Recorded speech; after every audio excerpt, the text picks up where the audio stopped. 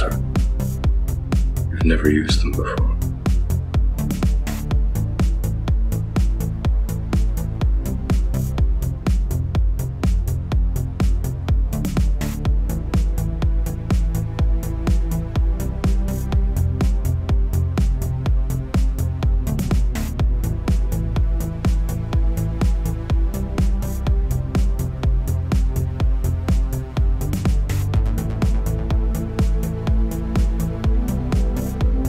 Hi everyone. I wanted to take a minute and address something that I've been seeing lately and talk about it a little bit because it's disturbing and I think everyone is missing it. It's going over some heads like nobody's really understanding what this is about, what this really means. Elon and the Occupy Mars and his many posts about the quote-unquote survival of consciousness. And here you can see a sample of the most recent posts. He's not saying the survival of the human race or the survival of biological life. He's saying the survival of consciousness, which to me sounds a lot like some version of, immortality or something. And the way he's using this phrasing, I think, has a much deeper layer of meaning than most people realize. And I'm going to try to unpack that for you a little bit today. Now, I'm going to be candid with you and do a little comparative analysis. Elon and I are from the same generation. We're very close in age. I'm a year or two older. And the reason I'm using my own experience as an example is because this is the best way I can think of to explain this line of thinking, because I can relate to it. Like, we were both major sci-fi nerds. Like, we grew up reading and loving science fiction. And we've read all the greats, all the classics. And at least in my case, it was more like consumed them. Oh, the great love and admiration for the science fiction. You have no idea. And even though it took me years to realize it was all propaganda. The works from the great science fiction authors, it was propaganda. Every last written word of it. But nonetheless, people like Elon and myself have come to age with our heads consumed by this material. I remember my grandmother, who taught English literature, did not want me reading science fiction. I was admonished for reading science fiction because she thought it was garbage, junk, birdcage liner, magazine fodder, the stuff of comic books. It was not considered literature. And she was probably right. And I mean, she was an artist and an intellectual, but that didn't stop me from reading science fiction. I read everything that wasn't nailed down.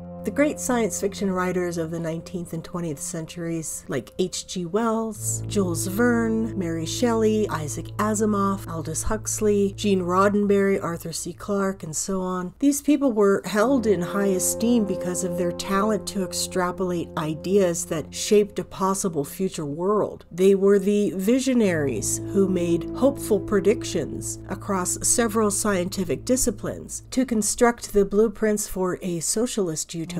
The wealthy socialist revolutionaries of that time wanted talented thinkers to seed ideas, to write a new set of scriptures, to craft a new worldview and a new world religion, one that could instill both fear and ecstasy in a religious sense. The fear of an enormous otherworldly threat, the great threat from beyond, if you will, and to instill the awe, the reverence, and the wonder of the quote-unquote gods who, descended from the stars, while simultaneously removing any supernatural element. These gods were just living beings like you and me, just from other places in the cosmos, and always much more advanced than we are. And these great emotions would bring about the obedience of the masses, so they would dutifully serve what Plato called the quote-unquote philosopher kings, the scientific leadership of their technocratic global federation. This priest class of visionaries were the prophets, the central planners of the future counterfeit world they were attempting to build. All of them socialists and communists, all of them globalists, all of them evolutionists, transhumanists, many of these authors part of intelligence agencies and counterintelligence, members of the Fabian Society. They were eugenicists, esotericists, and high-ranking Freemasons. Isaac Asimov is the founding father of the Rand Corporation and responsible for crafting its philosophical foundation. H.G. Wells was part of British intelligence, and in his great vision of a new world order, wrote books about it, non-fiction works, calling it his religion and the religion for the new world. H.G. Wells studied under quote-unquote Darwin's bulldog, socialist, evolutionist, eugenicist, and globalist theoretician T.H. Huxley, who was the grandfather of fellow Fabian socialist Aldous Huxley, another architect for the plot, who captured, as did Wells, this Fabian-style dystopian plot for global technocratic control in his novel Brave New World. Wells considered Grandpa Huxley, T.H. Huxley, one of the greatest thinkers of all time, comparable to Plato, Aristotle, and Galileo. These were not writers of magazine fodder or the stuff of comic books, okay? They were brilliant minds, committed to an antichrist ideology designed to put godlike control into the hands of a few certain men. Is that your favorite topic area, science and science fiction? I suppose so, though I also like to write mysteries, and like to write limericks, like to write history books, like to annotate, like the Bible, Shakespeare, various other things. What exactly does that mean when you annotate the Bible? Oh, well, you simply copy down all the verses in the Bible, and you make little footnotes, and say whatever you please about each one. Have you ever written about things and then seen them come true? Occasionally, yes. I described a spacewalk in 1952, and when they did it, some years later, it turned out to be exactly the way I described it. It wasn't very difficult. I described pocket computers in 1950, got the appearance exactly right.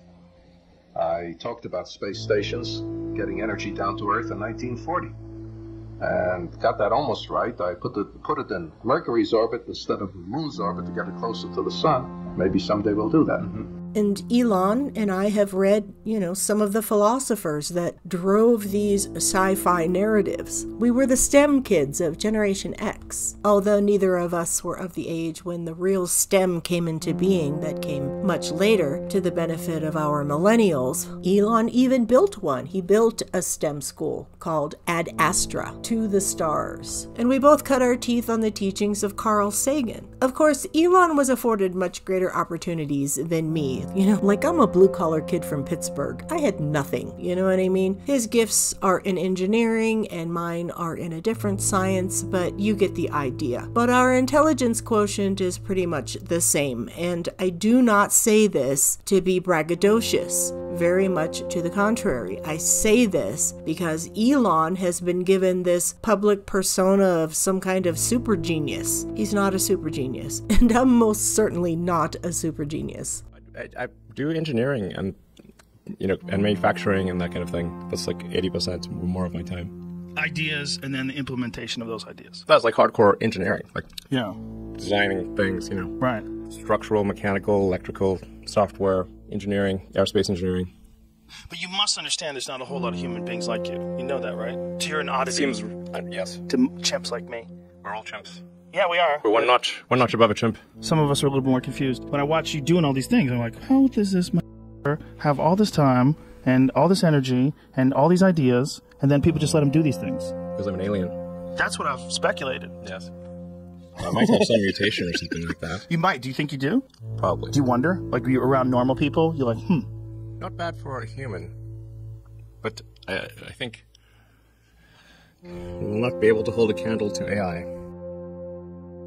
He's very smart, he's got a great mind, and he has levels of energy that are amazing, like the man just keeps going and going. But his entire worldview was crafted largely by the same people that crafted mine. Carl Sagan's IQ was 170, to give you an idea. Super genius, in my opinion, merely begins, like one toe over the threshold at 170. But those coming in at like 185 to 190 and above, these people are touched by God, seriously. So STEM kids like Elon and myself that are coming in the mid to high 150s do not fall into the super genius category, not even close. Elon is operating from thoughts and ideas that do not belong to him, but rather a combination of the thoughts and ideas of the people I've already discussed here today. But he very often presents them as if they are coming from his own mind, taking long pauses as if he's thinking about it in that moment. Like, at a foundational level, what is my philosophy, and why does it lead to this conclusion? When I was a teenager, I had like an existential crisis to try to figure out what's the meaning of life. There doesn't seem to be any meaning. For me, at least, the religious texts, and I read all of them that I get my hands on, did not seem convincing. Then I started reading the philosophers.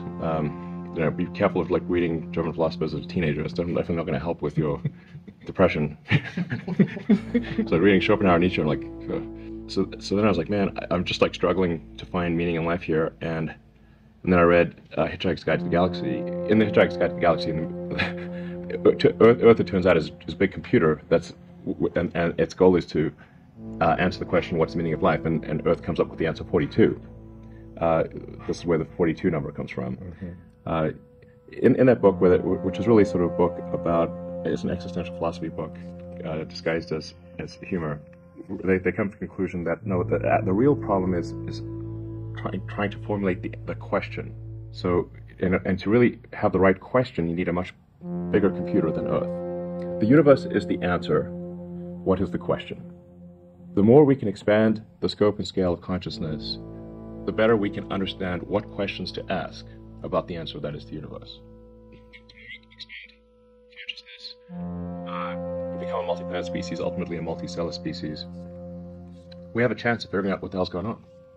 And this is why I think we should have more humans and more digital, both biological and digital consciousness, and why we should become a multi-planet species and a multicellular species, is so that we can understand the nature of the universe.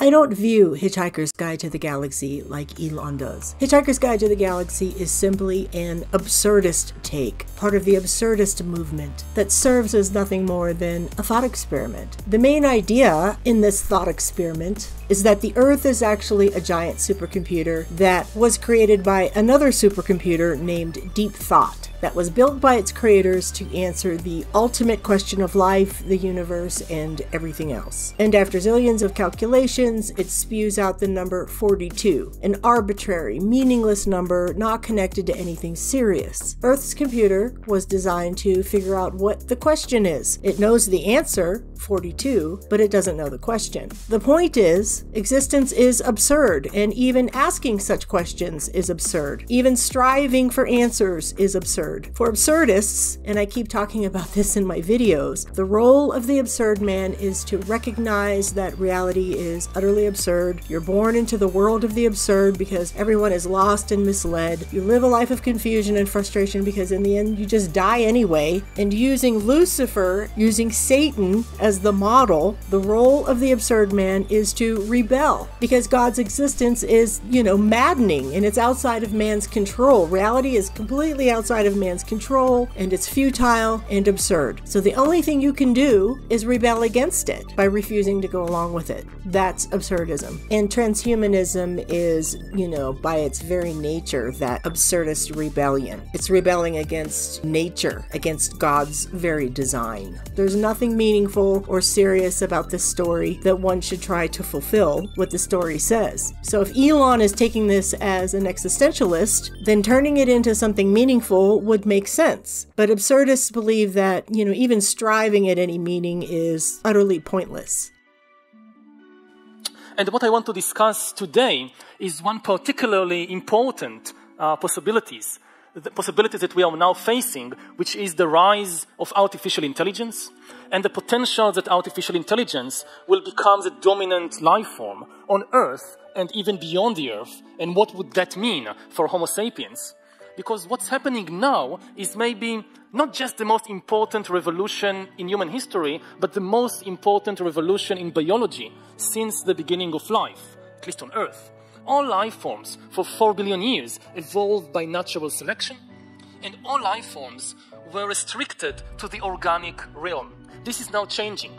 we are on the verge not only of replacing natural selection with intelligent design, not the intelligent design of some god, our intelligent design, as the principal motor of the evolution of life. We are also on the verge of allowing life to break out for the first time from the organic realm into the inorganic and creating the first inorganic life forms after 4 billion years of evolution, which also implies that life will for the first time have a serious chance of breaking out of planet Earth and beginning to spread in the rest of the galaxy, in the rest of the universe. Organic life have been adapted to the very unique conditions of this planet for 4 billion years.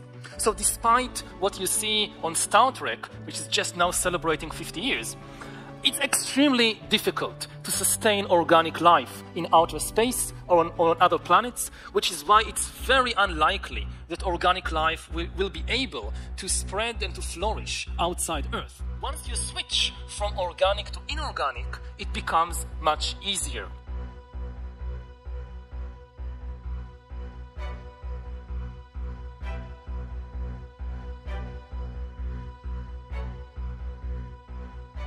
But I think I know what Elon means by wanting to colonize Mars and saying things like survival of consciousness. The great sci-fi authors wrote about these notions in the form of fiction, but really it was the blueprint of a very real transhumanist goal. And Elon is trying to bring them to life because these writers always hoped that one day we would. So Elon is trying to bring to life the ideas of these men like Sagan, Asimov, Clarke, and Kurzweil, who, in the vein of Asimov's Foundation series 2001 A Space Odyssey, along with, this new atheism and Luciferian homo superior transhumanist quote-unquote religion, they believe it's man's role, his responsibility, his destiny to disperse and expand consciousness throughout the universe, to populate the universe, which directs us all closer to the Omega Point. In the striving toward the Omega Point, dispersing both human and digital consciousness throughout the universe. Once that milestone is achieved, getting artificial intelligence out there, and then the first cosmic change is made for what they believe is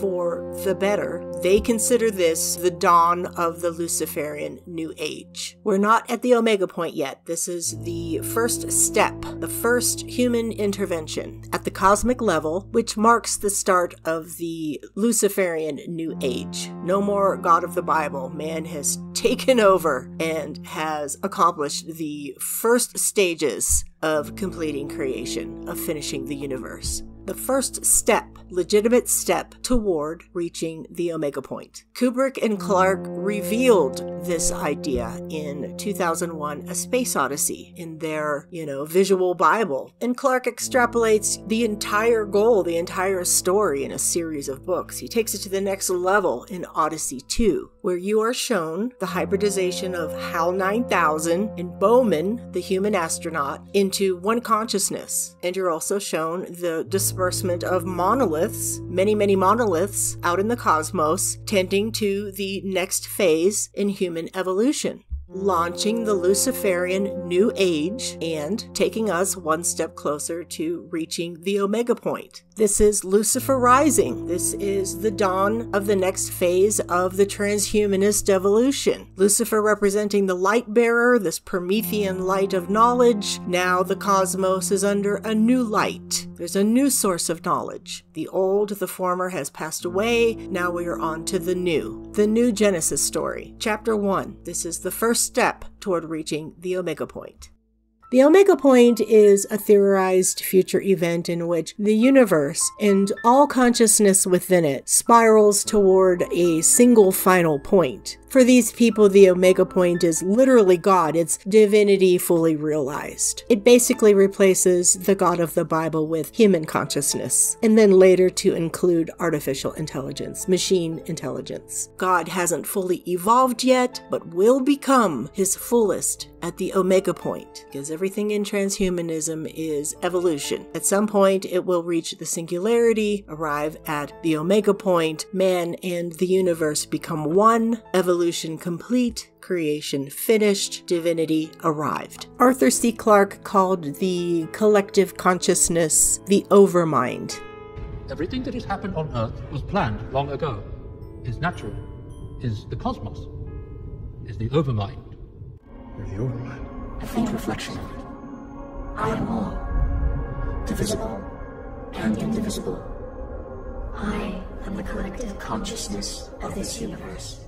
And to wrap this up, Elon has been seen recently wearing this rather unique necklace. The Omega symbol with the all-seeing eye at its center, with rays of light emanating from it, telling the tale. So let's break this down. The Masonic Eye of Providence, the all-seeing eye representing the great architect for the universe, who oversees it all. It represents the great light of knowledge, of gnosis, considered the supreme and omniscient knowledge over all, hand-delivered by Lucifer, the Promethean light bearer, who is also the first rebel, the ultimate rebel, who dared to deny God and take his own path, be his own God, and is forever encouraging humans to do the same, just like in the garden. And in that mission to undo what God has made, to take it over and reign supreme over it, rise above God, and then usher in something new. God is not invited. The rays of light also represent illumination, or the illumined ones. The Omega symbol in this usage is literally the hijacking of God's title and mission. God said, quote, I am the first and the last, the Alpha and the Omega, the beginning and the end. Spoken in the book of Revelation, chapter 22, when God is showing Apostle John, the Revelator, how and when God restores Eden, the holy city, the New Jerusalem. God not only restores Eden, but increases it, expands it, and elevates it for the people of God for all eternity.